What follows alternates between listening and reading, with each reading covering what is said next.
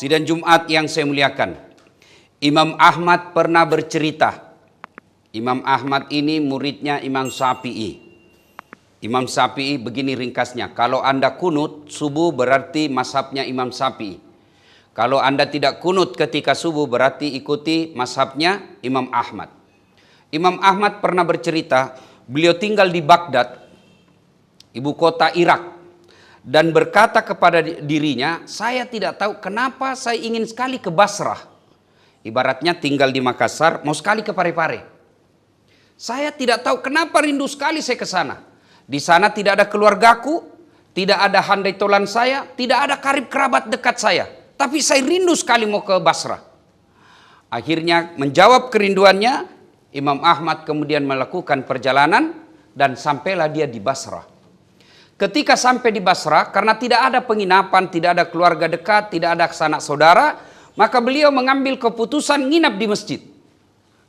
Begitu mau tidur di masjid, dilihat sama marbot. Kalau di kampung saya Pak Doja.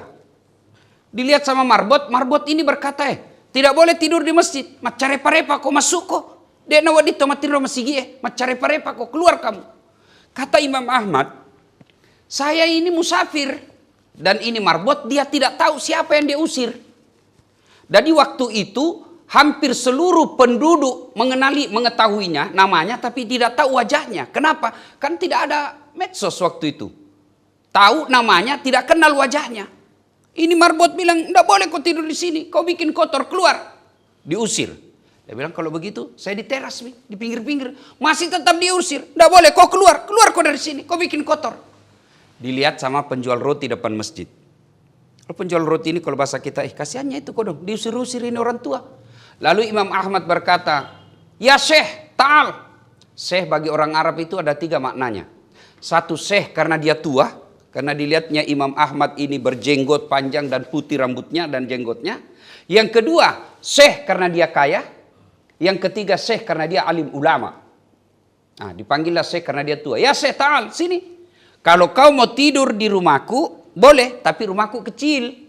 Ya, tidak layak lah. Dan ini yang panggil dia tidak tahu juga siapa ini yang dia panggil. Dia bilang, boleh Ji. Tidak apa-apa, yang penting ada tempatku tidur malam ini. Pergilah mereka berdua, tidur. Dan ketika pagi hari, si penjual roti ini membuat rotinya, adonannya. Ada yang menarik perhatiannya Imam Ahmad. Apa? Setiap dia kasih air, selama dia kerja rotinya itu, yang keluar dari mulutnya Imam Ahmad istighfar. Astagfirullah. Dia ambil terigu, astagfirullah. Dia kasih gula, astagfirullah. Dia ulek-ulek, astagfirullah. Dia bakar, astagfirullah. Menarik perhatian Imam Ahmad. Imam Ahmad lalu berkata dalam hati, hebat tuh ini. Mau buat roti, jadi tuh istighfarnya. Rotinya jalan, istighfarnya jalan. Dia tanya kepada penjual roti, Tuan, lama maki ini begini, bikin roti sambil istighfar? Dia bilang, ya semenjak saya tahu namanya jual roti. Apa yang kau dapat dari kalimat-kalimat istighfarmu ini selama kau hidup? Dia bilang, rasa-rasanya semua yang saya mau Allah kabulkan. Saya ini tidak kaya, tapi setiap ada yang saya mau inginkan, Allah kasih kemudahan untuk saya peroleh itu barang. Saya meminta Allah anak yang soleh dan soleha. Alhamdulillah anakku bukan ji ulama, tapi dia pandai memuliakan orang tua. Ilmu-ilmu agamanya bagus, tapi meskipun dia tidak ulama, tapi taat sama saya, tidak pernah dia bantah saya. Saya berdoa kepada Allah supaya diberikan kesehatan. Alhamdulillah selama hidup saya rasanya tidak pernah saya sakit. Alhamdulillah. Lalu orang tua ini berkata, ada satu yang rasa-rasanya belum Allah kabulkan. Apa itu? Setiap malam saya berdoa sebelum saya tidur, ya Allah, jangan kau cabut nyawaku sebelum ketemu Imam Ahmad. Ya Allah, jangan kau ambil nyawaku sebelum saya ketemu Imam Ahmad. Mendengar ini, Imam Ahmad menetes air matanya dan berkata, ini sebabnya sehingga saya galau mau datang ke kampung ini. Ternyata Allah mengirim saya menjawab doamu karena kau rajin beristighfar. Kita tahu Zaman itu yang namanya ulama lebih mulia daripada presiden. Karena istighfarnya ini penjual roti, yang kita tahu penjual roti pada saat itu dianggap suatu profesi yang di bawah, ulama sangat tinggi. Tapi karena istighfarnya penjual roti ini, Allah kirim ulama datang ke sana untuk menemuinya. Itulah hebatnya kalimat istighfar. Kalau ada doa tak sampai sekarang belum dikabulkan, sudah 2 tahun kita berdoa belum dikabulkan, salah satu sebabnya kita malas istighfar. Istighfar bukan sekadar istighfar bil lisan, tetapi lebih dalam dari itu istighfar sesungguhnya deklarasi kita, pengakuan kita bahwa kita ini hamba. Kenapa? Karena dengan mengakui istighfar, astagfirullahal aliyul azim, ampuni saya ya Allah, berarti kita sadar saya salah dan saya telah melakukan pengkhianatan kepada Allah Subhanahu wa taala. Istighfar bukan sekedar dosa. Istighfar adalah wujud kecintaan kita kepada Allah Subhanahu wa taala. Kalau istighfar hanya berkaitan dosa, maka Rasulullah tidak perlu istighfar. Mana ada dosanya Nabi? Kita masih ingat ketika Allah memerintahkan Jibril mencabut nyawanya. Lalu Allah sampaikan melalui malaikat Jibril, "Ya Muhammad, Allah telah mengampuni dosa-dosamu kalau ada. Kalaupun ada dosamu ya Muhammad, Allah telah memberikan jaminan diampuni seluruh dosa-dosamu." Bayangkan, sudah mendapat jaminan. Itu pun kalau ada. Tapi Nabi tidak pernah melakukan dosa. Tidak ada dosanya Rasulullah. Tapi sejarah juga membuktikan Rasulullah sekali duduk, bukan 1 hari, sekali duduk 70 kali istighfar. Ada juga hadis mengatakan 100 kali istighfar. Nabi tidak ada dosa, ibadahnya luar biasa. Kalau sholat sunnah sampai bengkak betisnya. Tapi sekali beliau duduk istighfarnya 70 sampai 100 kali.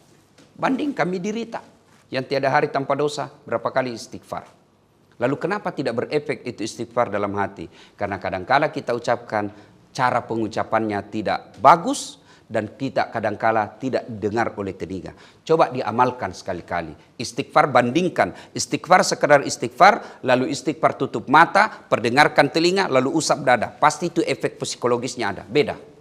Kalau sekedarnya, astagfirullahaladzim, pasti tidak akan berbekas itu istighfar. Tapi ketika kita ucapkan duduk, sudah dalam keadaan ada wudhu, menghadap ke kiblat, kita pakai parfum, baju khusus kita hadap dengan Allah Subhanahu wa taala, kita pegang tasbih, kita ulang-ulang istighfar, astaghfirullahaladzim wa atubu ilaihi la ilaha illa anta subhanaka inni kuntu minadz zalimin.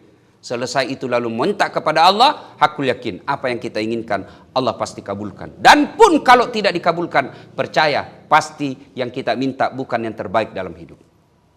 Dan hebatnya kalimat istighfar ini, Allah memberikan hadiah. Innallaha yuhibbut tawwabina. Allah mencintai orang-orang yang bertaubat. Hebatnya Tuhan kita, Allah. Beda kalau kita manusia. Bapak salah sama saya, dah saat maafkan saya. Oke, saya maafkan kau, tapi jangan kau lagi lewat depan rumahku. Masih ada syaratnya.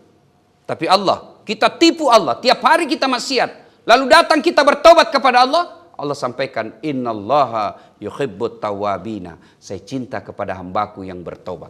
Balasannya kita hianati Allah. Lalu Allah membalasnya, ku cinta kau.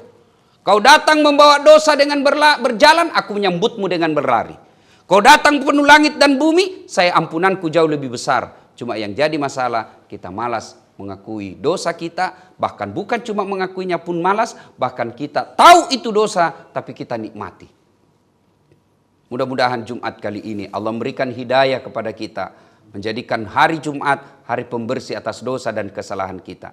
Tidak ada manusia yang tidak ada luput dari dosa dan kesalahan. Tidak ada manusia yang tidak punya hajat dan keinginan. Makin hari makin besar keinginan kita. Sudah dikabulkan Allah, ada lagi keinginan kita yang lain. Dan itu sebenarnya bukan juga dilarang oleh Allah. Allah cuma minta, dekati diriku, aku kasih engkau yang kau mau. Ud'uni astajib lakum.